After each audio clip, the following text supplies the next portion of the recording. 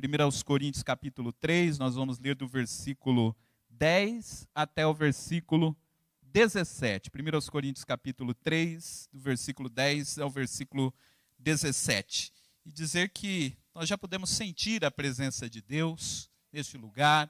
Temos certeza que Deus já está falando com cada um de nós desde o início deste culto e também com você que acompanha pela internet também essa transmissão. Nós sabemos que Deus está aí com você também e tem uma palavra ao seu coração. 1 aos Coríntios capítulo 3, a partir do versículo 10, diz assim a palavra de Deus. Segundo a graça de Deus que me foi dada, pus eu, como sábio arquiteto, o fundamento, e outro edifica sobre ele. Mas veja cada um como edifica sobre ele. Porque ninguém pode pôr outro fundamento além do que já foi posto, o qual é Jesus Cristo. E se alguém sobre este fundamento formar um edifício de ouro, prata, pedras preciosas, madeira, feno, palha, a obra de cada um se manifestará. Na verdade, o dia a declarará, porque pelo fogo será descoberta. E o fogo provará qual seja a obra de cada um. Se a obra que alguém edificou nesta parte permanecer, esse receberá galardão. Se a obra de alguém se queimar, sofrerá detrimento, mas o tal será salvo, todavia como pelo fogo. Não sabeis vós que sois o templo de Deus e que o Espírito de Deus habita em vós? Se alguém destruir o templo de Deus, Deus o destruirá, porque o templo de Deus, que sois vós, é santo. Amém. Irmãos, desse texto tem uma frase que me chamou bastante atenção, que é a frase que eu queria refletir aqui com os irmãos. É a frase que está aqui no versículo 10, bem no finalzinho do versículo 10, que diz: cada um veja como edifica sobre ele. Ou, cada um vê de cada um como edifica. E essa é uma frase que ficou muito em minha mente. Veja como cada um edifica. E eu queria falar sobre essa expressão que está nesse texto. Como cada um de nós tem edificado. Mas antes de chegar nesta frase e entender o que está por trás dessa frase, a gente tem que entender qual era a história que estava acontecendo quando o apóstolo Paulo escreve esta carta aos Coríntios. Nós estamos aqui no 3º capítulo da carta de Paulo aos Coríntios. E ele está aqui tratando de um problema que ele está tentando resolver desde lá do capítulo 1. O apóstolo Paulo ele tinha uma proximidade muito grande com essa igreja na cidade de Corinto. Tinha algumas igrejas que o apóstolo Paulo fundou que ele ficou pouco tempo naquelas igrejas. Mas em Corinto, em especial, foi uma igreja o qual o apóstolo Paulo teve a oportunidade de ficar um pouco mais de tempo. E por conta disso, os irmãos de Corinto criaram uma proximidade com o apóstolo Paulo. Porém, como Deus chamou o apóstolo Paulo para a obra missionária, o apóstolo Paulo ele foi para outras igrejas, foi fundar igrejas em outras cidades, em outras localidades, e não permaneceu lá na cidade de Corinto. E quem sucedeu o apóstolo Paulo lá em Corinto foi o irmão Apolo, de quem a gente ouve algumas vezes falar aqui no Novo Testamento. E o tempo passou, o Apolo ficou lá na igreja, depois o Apolo não permaneceu, o Apolo também foi para outras regiões, mas o tempo passou, depois que o apóstolo Paulo tinha saído da igreja de Corinto, e alguns problemas começaram a surgir naquela igreja. Primeiro, aquela igreja tinha algumas virtudes, aquela igreja tinha algumas coisas que o apóstolo Paulo chega a elogiar. E uma das coisas que ele fala para os irmãos de Corinto, é que na igreja de Corinto ele diz, nenhum dom vos falta. Na igreja de Corinto você encontrava pessoas com todos os tipos de dons. Na igreja de Corinto tinha gente que orava e Jesus curava. Na igreja de Corinto tinha quem profetizava, tinha quem pregava. Na igreja de Corinto tinha todos os tipos de dons espalhados ali na igreja de Corinto. Porém, com o tempo, foi se criando uma coisa muito ruim ali naquela igreja. Porque a igreja ela começou a se dividir em grupos. E os irmãos que tinham dons, parece que começaram a competir com outros irmãos que tinham outros dons. E a igreja ficou dividida, ficou rachada. Inclusive, Paulo, ele tinha passado ali por aquela igreja, E tinha um grupo que dizia que se identificava com Paulo. E já tinha um outro grupo que diz, não, nós preferimos Apolo. A gente gosta mais de Apolo. E tinha um terceiro grupo que se identificava com Pedro, que nem pastor daquela igreja tinha sido. Não, veja como era a situação daquela igreja em Corinto. E essa situação chegou até o apóstolo Paulo. E o apóstolo Paulo, com muita paciência, tentando argumentar com os irmãos e mostrando que aquela situação não era benéfica para a igreja. E nos primeiros versículos desse capítulo, nós não lemos os primeiros versículos, mas nos primeiros versículos ele fala sobre ele e sobre Apolo. E é interessante quando a gente vai ver na Bíblia algumas coisas que a Bíblia dá a entender para nós, parece que tinha uma diferença muito grande do estilo de Paulo e do estilo de Apolo. Paulo a gente conhece. Paulo tem 13 livros do Novo Testamento que foram escritos por Paulo. Paulo era usado por Deus de uma forma maravilhosa para escrever. Já Apolo, a Bíblia dá a entender para nós que o Apolo, ele tinha uma facilidade muito grande para pregar. A Bíblia diz que ele era um bom orador. Já Paulo, tinha um pessoal da igreja de Corinto, que chegaram inclusive a dizer para Paulo, que preferiam Paulo, vendo Paulo escrever.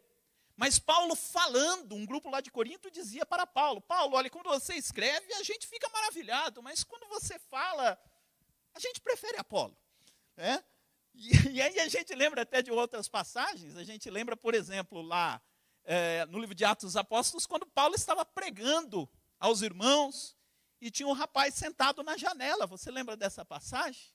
E o apóstolo Paulo pregando, é claro que ali era um contexto de muita tristeza, Paulo estava falando da sua partida, mas no meio da pregação, o menino caiu da janela, enquanto Paulo estava pregando. E a Bíblia diz que Paulo foi lá, orou pelo menino, o menino ressuscitou, e depois que trouxe o menino para a igreja, ele voltou para os irmãos e falou, onde que a gente tinha parado? E continuou pregando, continuou falando. Mas parece que Apolo, ele chamava atenção quando falava, e o apóstolo Paulo parece que chamava mais atenção quando escrevia. E lá na igreja de Corinto criou-se essa cisão. O pessoal que preferia mais do estilo de Apolo, o outro pessoal que preferia o estilo de Paulo, e o grupo de Paulo, às vezes confrontava o grupo de Apolo. E aqui, no começo do capítulo, o apóstolo Paulo diz o seguinte, em primeiro lugar, irmãos, vocês têm que ter em mente uma coisa, eu e Apolo, nós não estamos competindo. Eu e Apolo estamos cooperando para o mesmo propósito.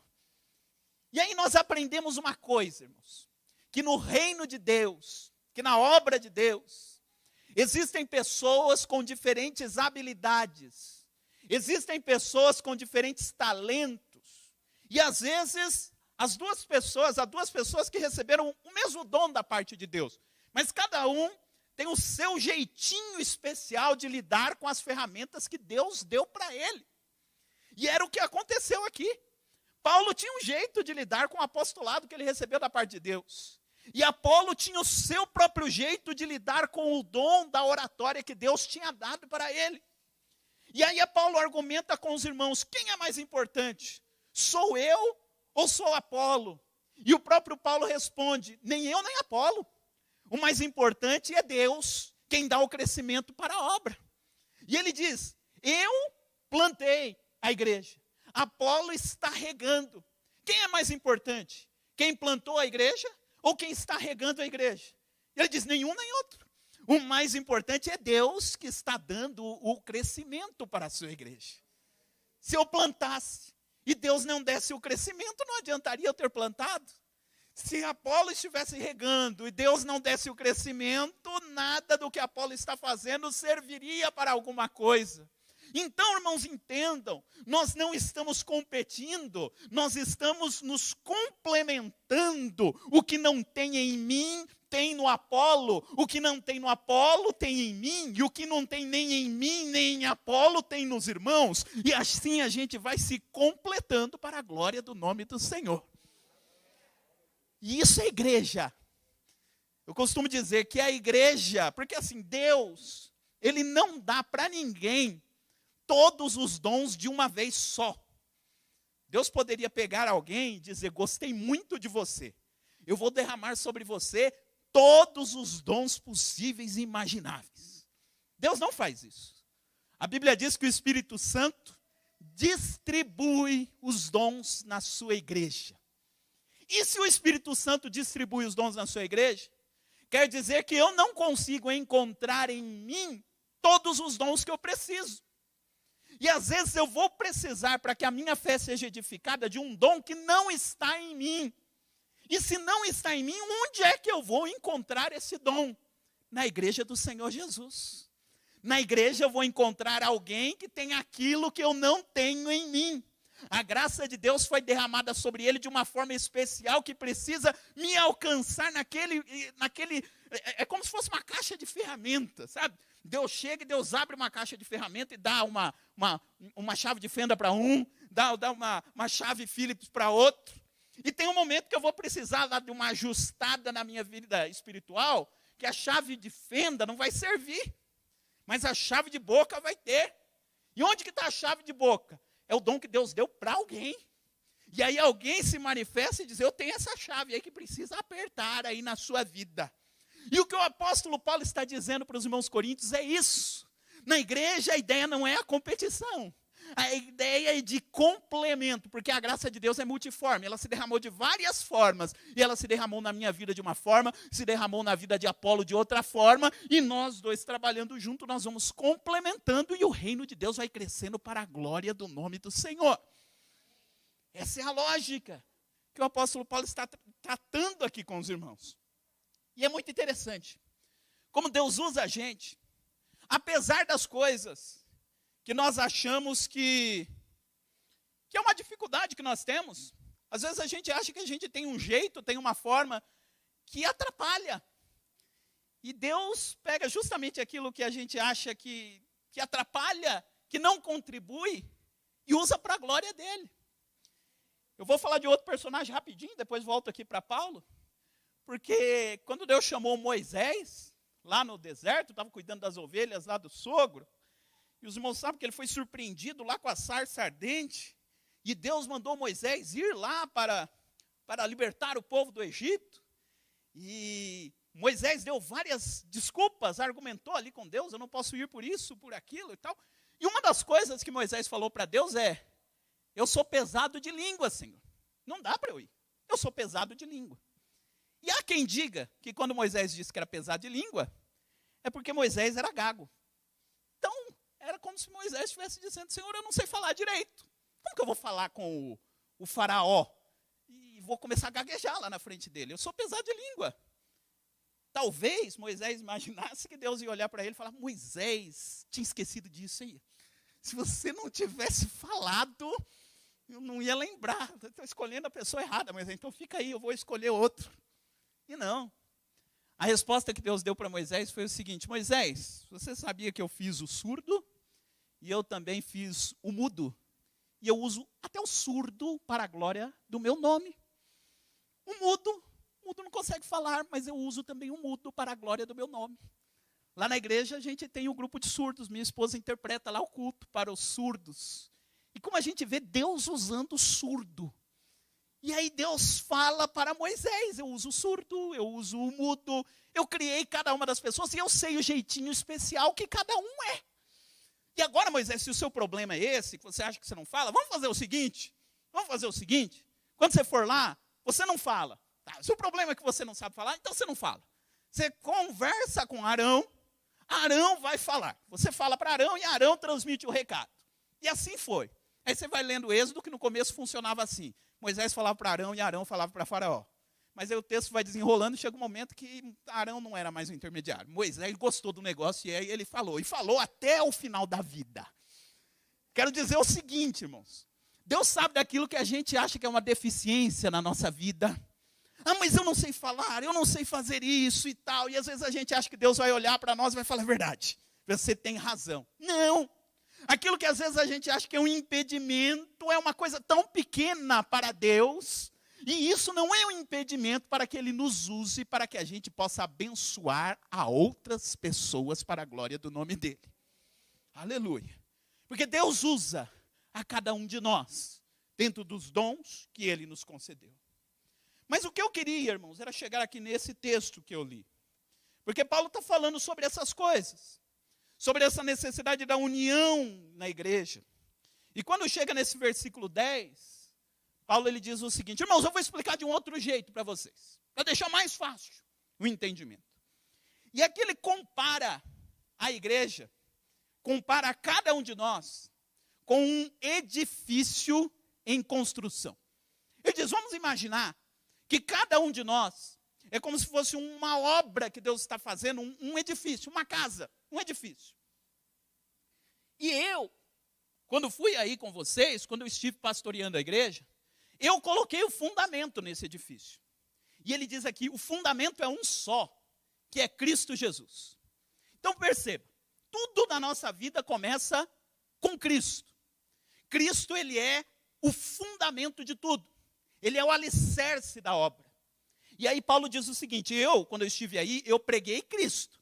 Então eu tenho certeza que no que diz respeito ao fundamento, no que diz respeito ao alicerce, quando eu estava aí, eu preguei Cristo. Eu coloquei o alicerce certo.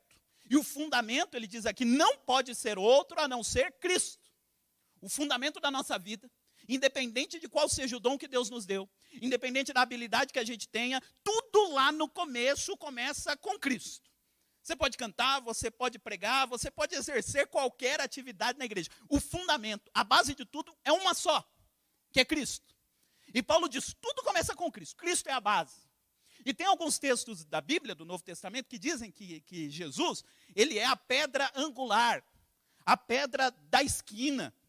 E eu li esse texto da pedra da esquina e falava, que bonito, Jesus é a pedra da esquina, aleluia. Mas o que é a tal da pedra da esquina? Eu não sabia o que era a pedra da esquina. E depois eu fui aprender por que é a pedra da esquina. A pedra da esquina era a primeira pedra que se colocava no alicerce. E por que ela chama de pedra da esquina? Porque ela é colocada no canto de onde ia começar a se construir o alicerce. E ela era uma pedra quadrada que era colocada no canto. E a partir daquela pedra, você começava o alicerce de um lado e de outro. Se a pedra de esquina ficasse torta, a parede aqui ia ficar torta e a outra parede ia ficar torta. Então a pedra da esquina era a pedra base.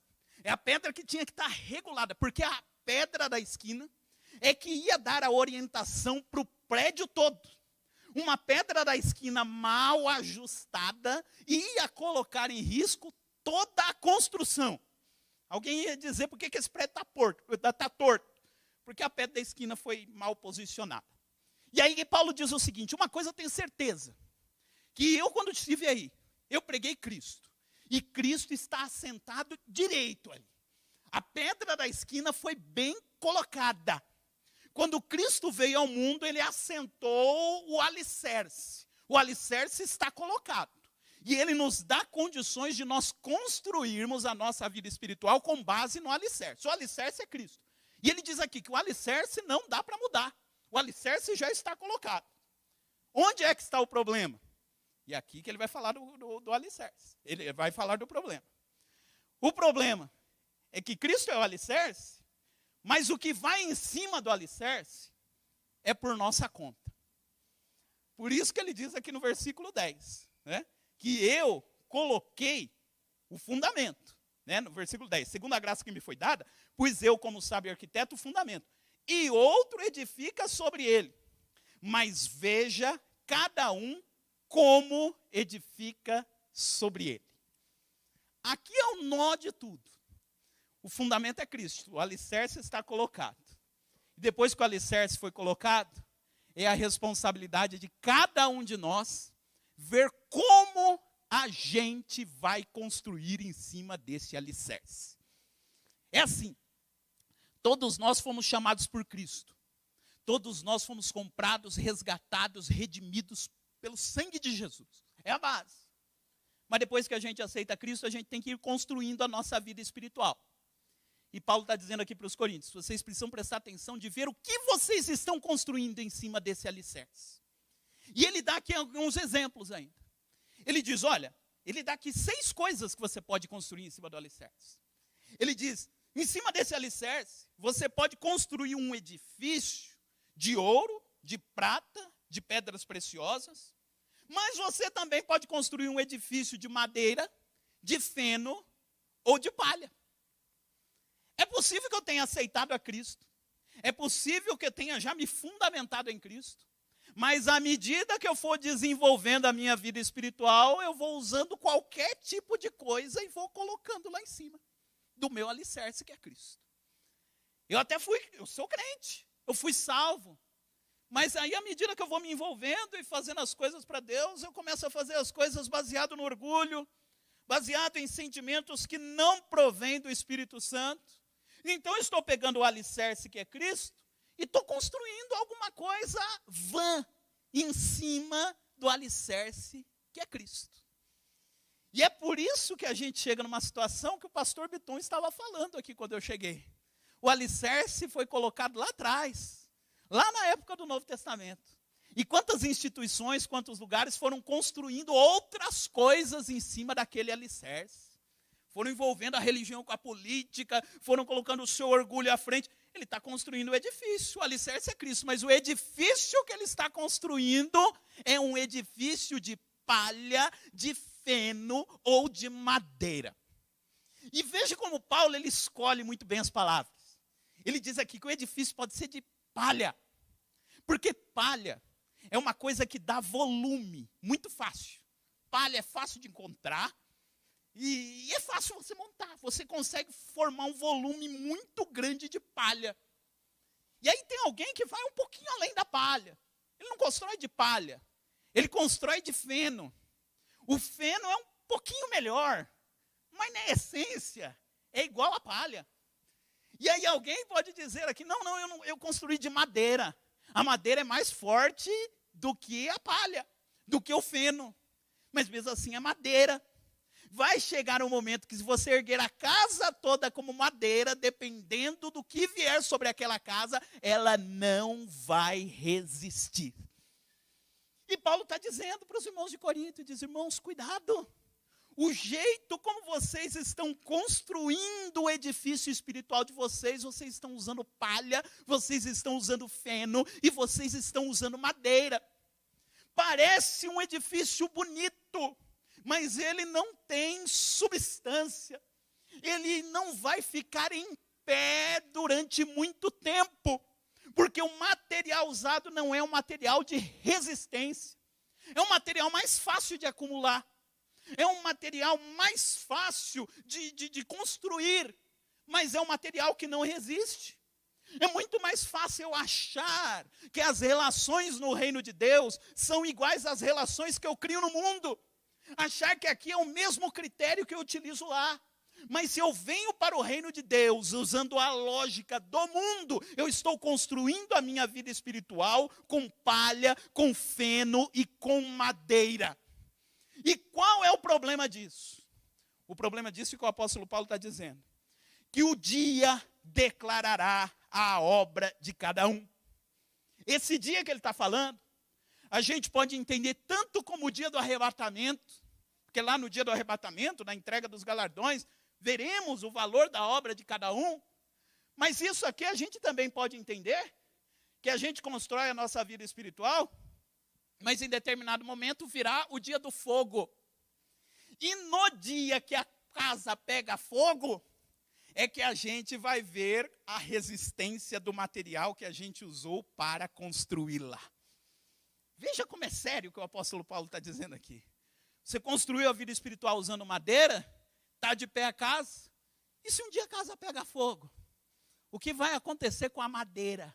O fogo acabará com tudo. E só vai ficar o quê?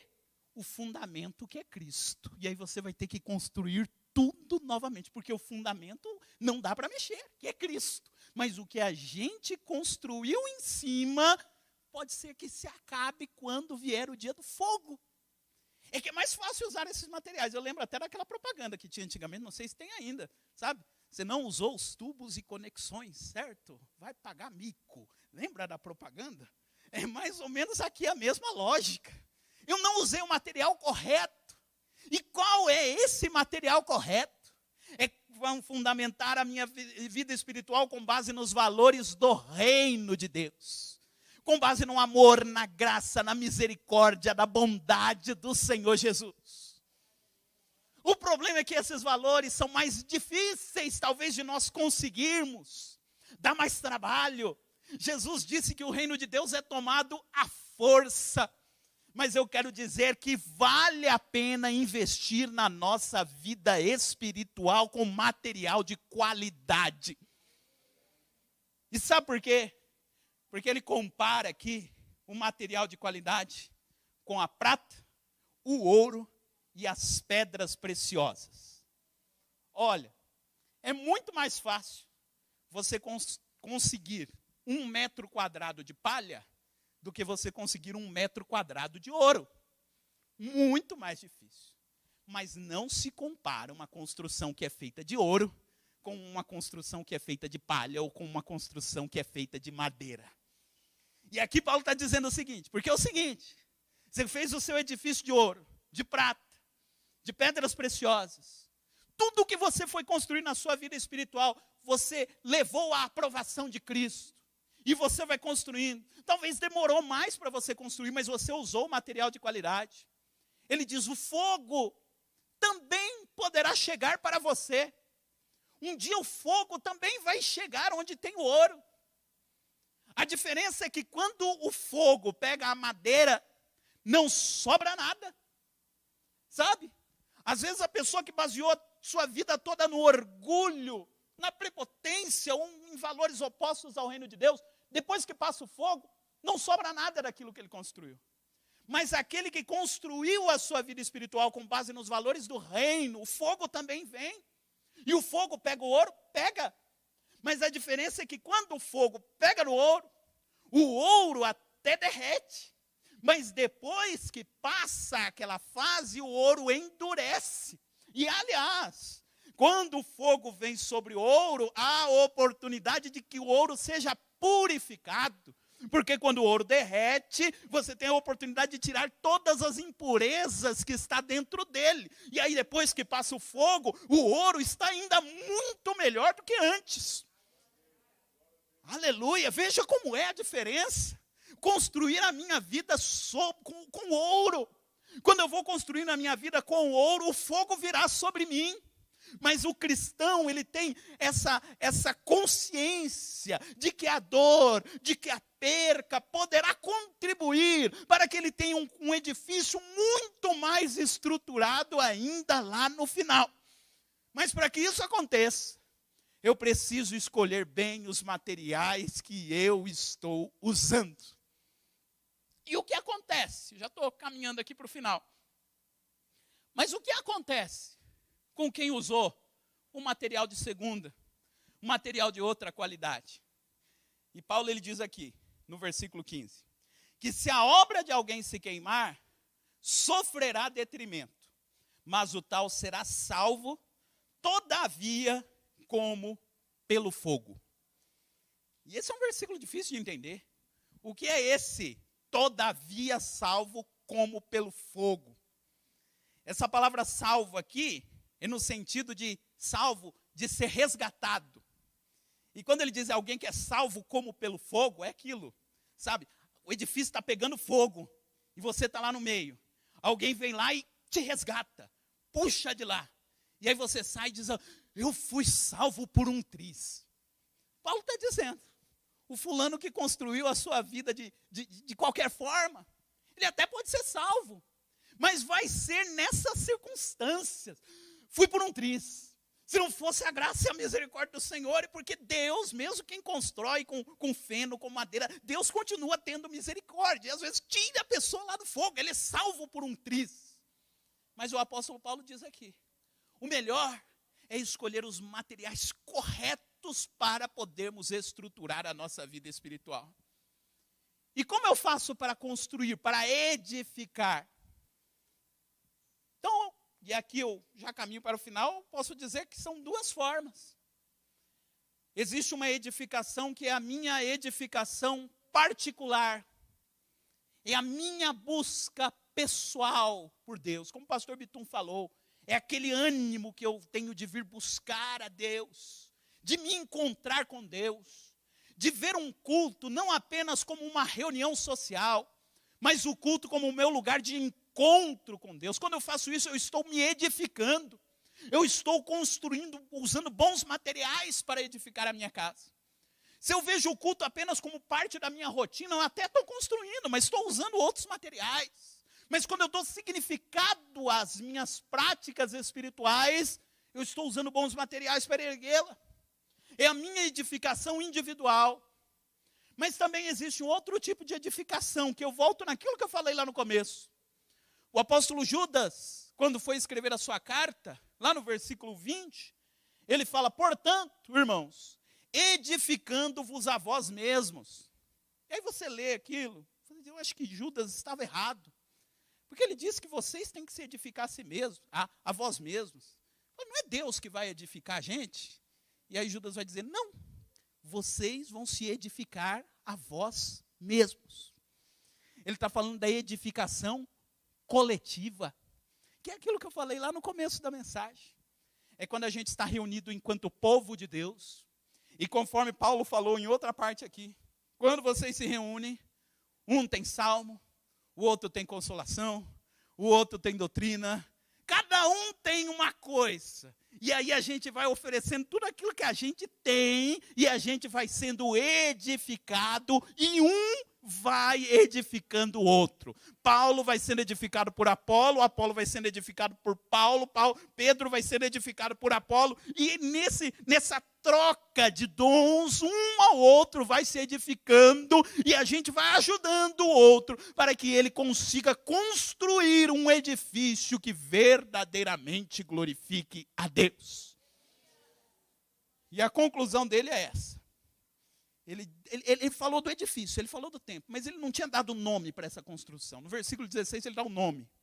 Ele diz, não sabeis que o templo de Deus e que o Espírito de Deus habita em vós? O nome dessa construção que vocês estão fazendo é Templo do Espírito Santo. Então veja bem como você está construindo o templo do Espírito Santo. Que tipo de material está sendo usado? E nós damos glórias a Deus, porque o Senhor Jesus nos dá a oportunidade, a cada dia, na sua igreja, quando a gente pode se reunir. E mesmo quando a gente não pode se reunir, mas Deus vai dando oportunidades para nós, para que a gente vá se edificando e construindo o nosso templo. E para que a gente vá usando materiais de qualidade. E quando a gente vê o nosso templo está crescendo, não para a nossa glória, porque o templo é do Espírito Santo. O que faz com que um templo tenha valor não é a sua aparência externa. O que faz com que o templo seja valor é aquilo que é adorado dentro do templo. É o templo do Espírito Santo. E você está usando ouro, pedras preciosas, prata, não é por sua causa. É por causa daquilo que vai dentro do templo, que é o Espírito Santo que habita dentro de cada um de vocês. Que Deus possa nos dar graça, irmãos, para que cada um de nós possa construir a nossa vida espiritual da melhor forma possível. E para que cada um de nós possa ser usado, porque essa tarefa de construir é para todo mundo. Quem já construiu sabe que dor de cabeça que dá para construir. É poeira, é pó, é arrastar coisa, né? Que dificuldade é para construir? Porque todos nós estamos em obras, todos nós estamos em construção. Dá trabalho, mas o Senhor nos ajuda. E Ele fornece os irmãos que estão aqui conosco para nos ajudarem nesse trabalho de construção. Eu gostaria agora de orar com a igreja do Senhor, pedindo para que Deus possa nos ajudar nessa nossa árdua tarefa de construirmos a nossa vida espiritual. E nessa nossa segunda árdua tarefa, que é de ajudar-nos uns aos outros com o trabalho de construção que cada um de nós está empreendendo.